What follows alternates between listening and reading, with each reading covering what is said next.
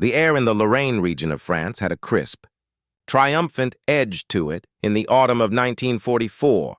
It was the kind of air that carried the distant thrum of artillery and the close-at-hand rumble of heavy trucks, a constant percussion to the grand symphony of Patton's Third Army. For the men of the 4th Armored Division, it was a song of victory. They had raced across France, their columns a spearhead thrusting deep into German-held territory, their momentum seemingly unstoppable. The hedgerows of Normandy, the scorched fields of the Falaise Pocket, the liberation of Paris, these were now history, a whirlwind of memory that had given way to the methodical, relentless push toward the Saar. The Germans were on the run, their once fearsome war machine now a scattering of broken vehicles and demoralized men. Among them was Sergeant Jack "Lucky" Riley, a man who had earned his nickname not through gambling but through sheer improbable survival. He had been in the thick of it from the beginning, a veteran of the searing sun of North Africa and the treacherous mountains of Sicily. Now, a year and a half later, he felt a weariness in his bones that no amount of rest seemed to cure. But there was a light in his eyes, a glint of shared triumph with the men around him. They were the tip of the spear, the ones who had done the impossible. The German soldiers they captured now were often young, tired, and defeated, their once feared uniforms caked in the mud of a hasty retreat. They would look at the Americans, at their clean uniforms, their steady supply of cigarettes and chocolate, their powerful tanks, and a look of bewildered resentment would flicker across their faces. "You're getting fat." "Amerikaner," one of the younger German prisoners had sneered as he was herded into a makeshift holding pen. "Winter comes soon. The winter does not care for your chocolate or your cigarettes." Jack had just laughed. It was an easy, tired laugh, but it was filled with the confidence of a man who believed in his army's power. "We'll be home by Christmas," he'd said, a phrase that had become a mantra for the entire army. "The winter can go to hell." It was a sentiment echoed by every man in the company, from the most seasoned veteran to the greenest replacement. One of those replacements was Private Thomas "Tommy" Evans, fresh off the boat from Ohio. He was a boy, really barely 20, with a clean-shaven face and wide, innocent eyes that still held a glimmer of civilian life. Tommy was a gunner on a Sherman tank, a position of both immense power and terrible vulnerability. He'd never seen a man die, had never experienced true fear, only the nervous excitement of a great adventure. He idolized Jack, who seemed to have 1,000 stories for every campaign, a quiet confidence that was more reassuring than any official orders. "You really think we'll be home for Christmas, Sergeant?" Tommy had asked one evening, his breath misting in the increasingly cold air. They were hunkered down in a small village, its stone houses scarred by the recent fighting. The smell of wood smoke mingled with the acrid scent of cordite. Jack, cleaning his rifle with meticulous care, grunted. "Hell, I don't know, kid, but we're pushing hard. And the Krauts are on the run. Look at 'em. They're done." The words were meant to be reassuring, and for a time they were. The Third Army continued its grinding advance, mile by hard-won mile. They were the pride of the American High Command, the force that would break the back of German resistance. But as October bled into November, a change began to settle over the landscape. The crisp air turned bone-chillingly cold. The roads, once merely muddy, began to freeze over, the ruts hardening into treacherous ridges. The sky, which had been a clear, brilliant blue, became a constant, suffocating blanket of gray. The rain, which had fallen in a steady, miserable drizzle for weeks, now gave way to sleet and then, at last, to snow. It started as a few hesitant flakes, spiraling down from the sky as if unsure of their purpose. But soon it was a steady, silent fall, a thick white powder that began to blanket the fields, the rooftops, and the faces of the weary men. The triumphant swagger that had defined the Third Army began to recede, replaced by a quiet, grim determination. The cold was a new enemy, one that couldn't be shot or outflanked. It seeped into their boots, numbed their fingers, and turned their breath to clouds of vapor that hung in the still air. Their tanks, which had seemed so invincible, now had to contend with icy roads and engine oil that thickened to a syrupy mess. One morning, Jack stood on the side of a road, watching his men struggle to get a half-track unstuck from the frozen mud. He saw the grimaces of pain on their faces, the way their fingers fumbled with the tools. This was not the war of glorious charges he had read about. This was a war of endurance, of simply existing in the face of a cold that seemed to mock them. He thought back to the young German prisoner, his sneering prediction. A shiver ran down his spine, but it had nothing to do with the cold. They were in a small sector of the line, a place that felt forgotten, a quiet interlude between the relentless push and the promised final victory. The intelligence reports spoke of a quiet front, of the Germans digging in for the winter, too broken to mount any serious offensive. The men were told to rest, to hold their positions, to prepare for the final push that would come with the spring thaw. The laughter had died on their lips, replaced by the chattering of their teeth. They were now in a world of silence, broken only by the crack of a freezing branch or the soft thud of snow falling from a pine tree. Tommy. His face red from the cold, walked up to Jack, his M1 Garand cradled in his arms. He looked at the vast, silent forest before them, a world of black and white, and for the first time Jack saw a flicker of doubt in his eyes. "This is it, Sergeant?" Tommy asked, his voice low. "Just waiting?" Jack nodded, pulling his collar up to cover his neck. "Yeah, kid. Just waiting. But you get used to it." He didn't believe the last part. This was a different kind of waiting. It was a waiting filled with a strange, unnatural silence. A silence that seemed to hold its breath, the silence of a predator stalking its prey. A silence that felt more and more like a grave. The snow continued to fall, a soft, relentless blanket. It covered the tank tracks and the boot prints, erasing all signs of the armies that had passed through. It was as if the earth itself was trying to bury the war, to quiet the terrible things that had been done. But the men knew better. They knew that beneath the pristine white surface, the war was still very much alive. And somewhere, just on the other side of that silent, snowy line, the Germans were waiting. The feeling of unease grew with each passing day. The radio chatter was minimal, the patrols saw nothing, and the world seemed to shrink to the small, frozen patch of land they occupied.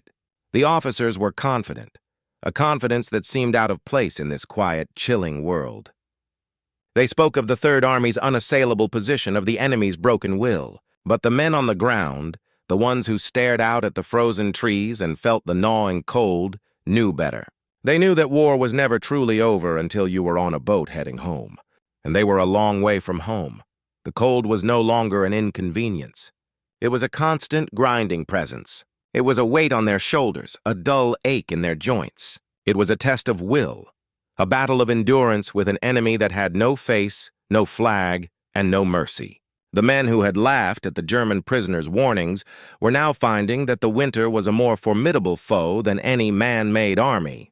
The laughter had been silenced by a cold that seemed to promise something terrible, something that was only now beginning to stir in the silence of the frozen earth. The silence shattered on the morning of December 16th. It was not a sudden explosion, but a distant, thunderous growl, a sound that rolled across the snow-covered hills and through the dense, silent forests. It was the sound of 1,000 engines, a sound that spoke of a power and resolve that the Americans had been told was long gone. Jack Riley and his men were huddled in their foxholes, their breath freezing in the frigid air, the radio buzzing with incomprehensible chatter. The low hum of distant German motors was the last thing they expected to hear. Their officers had assured them the front was quiet, that they were holding a line of broken men. The first artillery shells that landed in their sector were not a surprise, but the sheer volume of them was. It was a deluge of steel, a brutal hammer blow that shook the frozen ground and splintered the trees. A deafening proclamation that the war was far from over. The German offensive, later to be known as the Battle of the Bulge, came with a ferocity that defied all military logic. It was a shock, a brutal and stunning reversal of fortune. The men who had laughed at the retreating Germans now saw their faces, hard and determined, emerging from the snowy mists. They were no longer the broken soldiers of the autumn campaign, but a renewed, revitalized force, clad in heavy winter gear and armed with powerful new weapons. They were a ghost from the past, a phantom army that had seemingly appeared from nowhere to strike a terrible blow. The initial confusion in the American ranks was absolute. Units were cut off, communications were severed, and the carefully constructed front line dissolved into a chaos of isolated pockets of resistance. Tommy Evans, the greenhorn gunner, was paralyzed by fear. He was huddled in the belly of his Sherman, the tank's heater a useless, sputtering thing against the cold. The air inside the tank was thick with the smell of sweat and fear.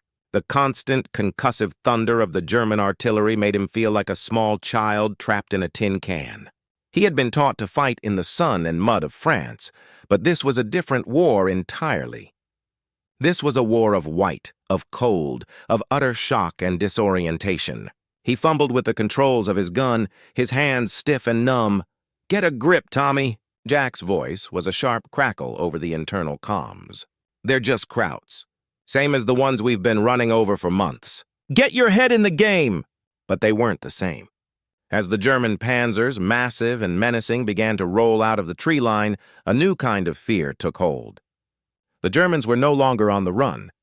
They were coming for them. Jack's tank, the Lucky Penny, was a M4A3, a dependable workhorse, but it was outmatched by the new German Panther and King Tiger tanks. The laughter and easy confidence of the fall had been replaced by a quiet, gnawing dread. The days that followed were a blur of desperate, isolated fighting. The 4th Armored Division, known for its lightning-fast advances, was now fighting a brutal, slow-motion retreat, holding a series of small, critical road junctions against an overwhelming enemy force. The snow and freezing temperatures were a constant, merciless enemy. The men's clothes, though thick, offered little protection against the sub-zero winds. Their boots were perpetually wet and frozen, and the threat of frostbite was as real as the threat of an enemy sniper. Medical supplies were scarce, and the wounded often had to be left to freeze in the snow, a terrible decision that weighed on the hearts of every man. Jack felt a new, heavy weight of responsibility. The young men in his command, men like Tommy, looked to him for a strength he was no longer sure he possessed. He had seen fear before, but this was different. This was a war against an element that knew no mercy. He watched as his men struggled to clear their weapons of ice, as their fingers turned white and numb, as their faces, once so full of youthful bravado, became tight masks of grim endurance. He saw the cold claim them one by one, not with a bullet, but with a quiet, insidious surrender of their will. The German prisoners they now took were a different breed.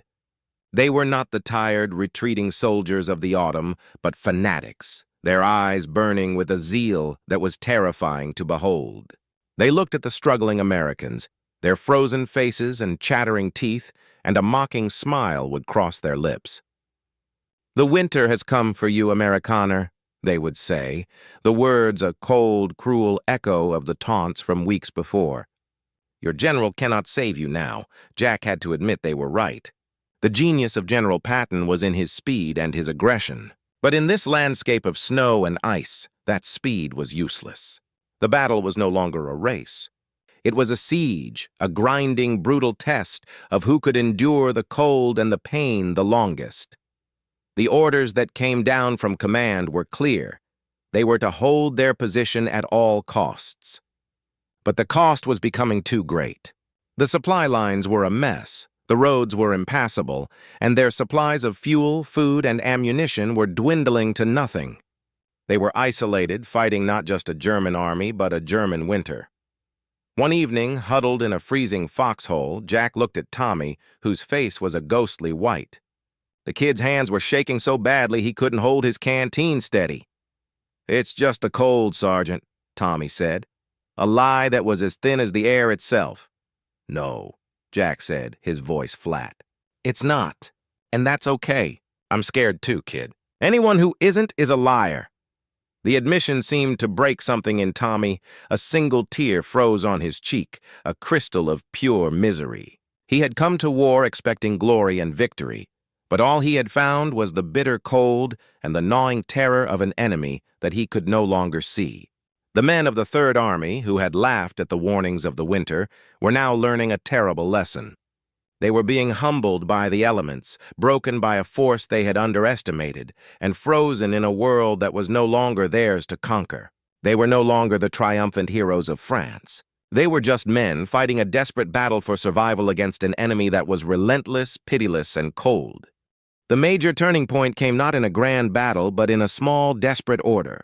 The besieged 101st Airborne Division, surrounded at Bastogne, was in dire need of relief. General Patton, in a moment of audacious strategic genius that would later be hailed as one of the greatest military feats of the war, ordered his Third Army to pivot north, to drive through the frozen landscape to reach the trapped paratroopers. It was a mission that seemed impossible, a march through a world of snow and ice, straight into the teeth of a German offensive. For Jack Riley and his men, it was a change from holding a desperate line to launching a desperate charge. The objective was the town of Bastogne, the symbolic heart of the resistance. But to get there, they had to break through a heavily fortified German line, an obstacle that seemed insurmountable in the frozen hell of the Ardennes. The pivot was a logistical nightmare. Tanks, trucks, and half-tracks, their engines groaning in the cold, had to be turned on roads that were now sheets of treacherous ice. The men, exhausted and cold to the bone, were ordered to march, to push forward, to do the impossible. The officers, their faces grim, no longer spoke of victory. They spoke of duty, of honor, of the men who were dying in Bastogne. The charge began with a single brutal sunrise, a cold, colorless light that did little to warm the world. Jack's tank, the Lucky Penny, was at the head of a column, its tracks spinning on the icy roads, its engine roaring in protest. The sound was a lonely, defiant cry in the vast, still silence of the snowy forest. The Germans, to their surprise, were not waiting.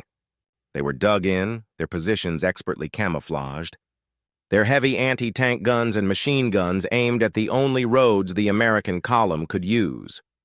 The battle that ensued was not a glorious charge, but a slow, grinding crawl. The tanks would advance a few hundred feet. A single blast of a German gun would stop them cold, and then the infantry would have to advance, a slow, torturous process of clearing out the German positions one by one. The fighting was close, brutal, and terrifying. The snow, which had been a silent blanket of misery, now became a brutal shroud. The white landscape was stained with the blood of both sides, a terrible canvas of war. One morning they came to a crossroads, a small, insignificant piece of land that had become a battlefield of epic proportions. The Germans had fortified the position with a grim determination. The air was thick with the smell of cordite and the sound of shouting, the crackle of machine gun fire and the constant, high-pitched whine of artillery. Tommy, his face streaked with grime and fear, was no longer a greenhorn. The last few weeks had aged him a decade. His eyes, once so innocent, now held a haunted, distant look. But there was a new resolve in them, a quiet, fierce determination that Jack had not seen before. He was no longer just a boy from Ohio. He was a soldier, a survivor. Their tank was hit, a glancing blow from a German shell that knocked out their comms and crippled their main gun. They were trapped, a useless hulk in the middle of a swirling, chaotic battle. Jack and Tommy, along with the rest of their crew, were forced to abandon the tank and fight on foot. A brutal reversal of fortune. They were now just men, armed with nothing but their rifles and their courage. The fighting was a blur of terrible noise and motion.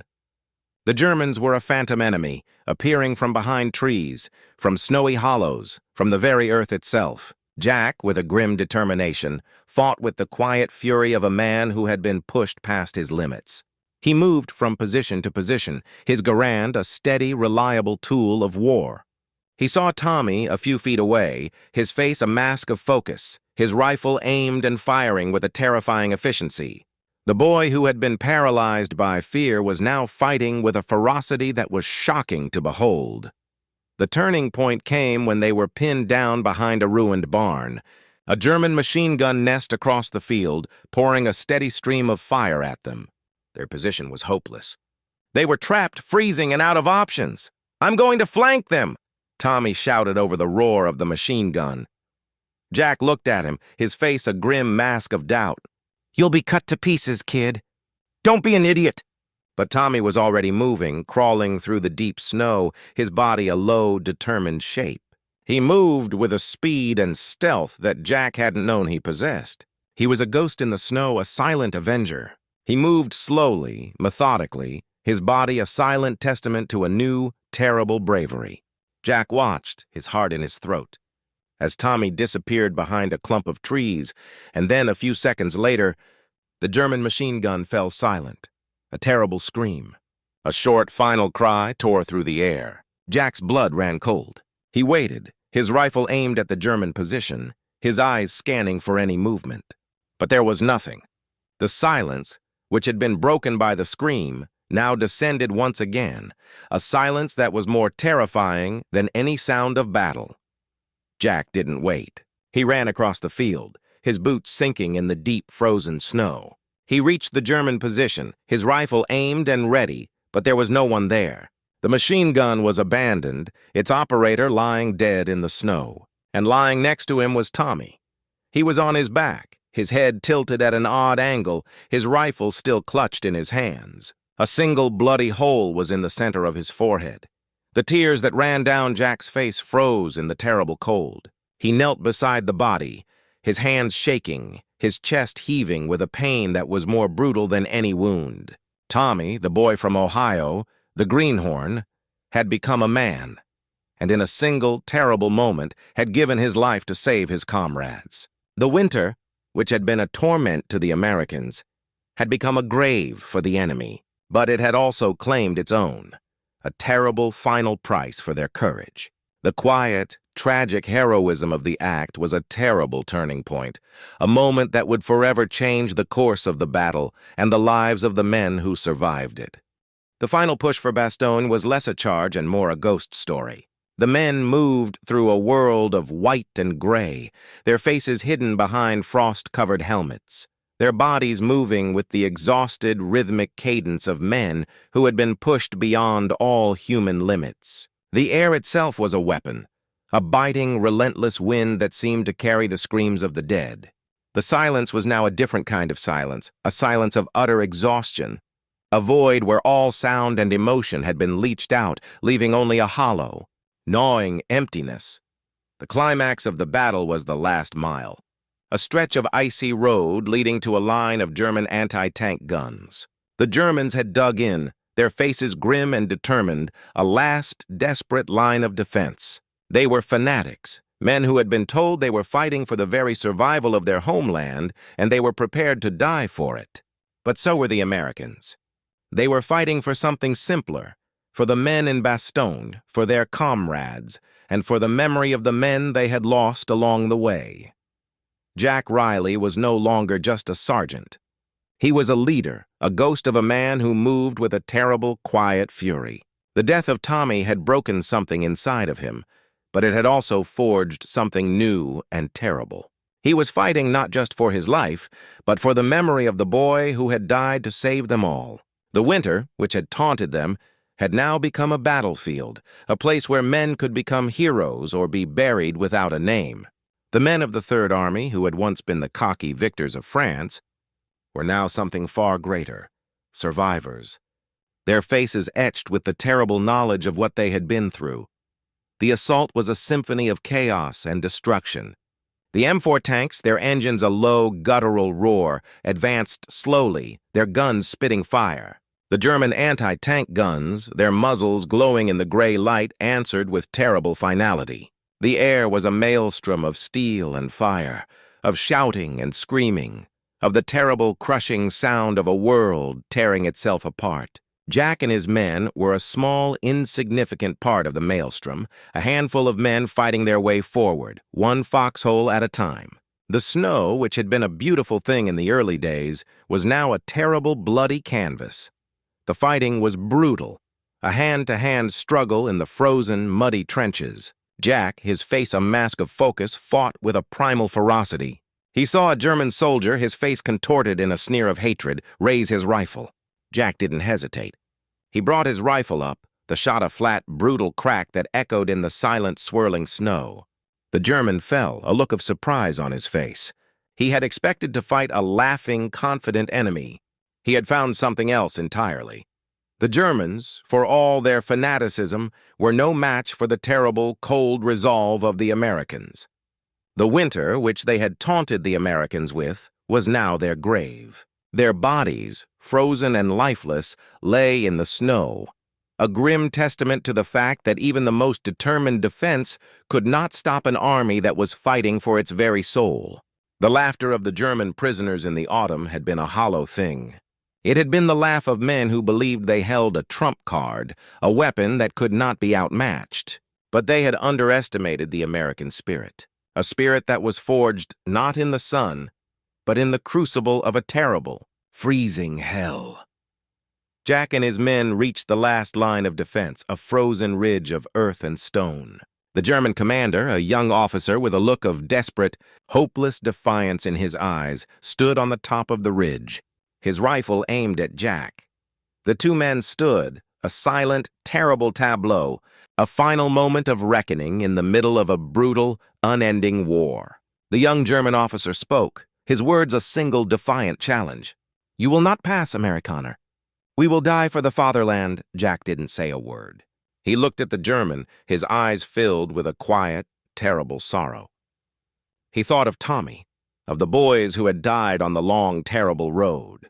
He was no longer fighting for glory. He was fighting for the memory of the fallen, for the simple fact that he was still alive. He raised his rifle, and with a terrible finality, he ended the war for one more German soldier. The German fell, his body a silent, still shape in the snow. The last German line was broken. The way to Bastogne was clear. Jack and his men, their faces grim and exhausted, looked at each other, their shared understanding a silent, profound thing. They had done the impossible.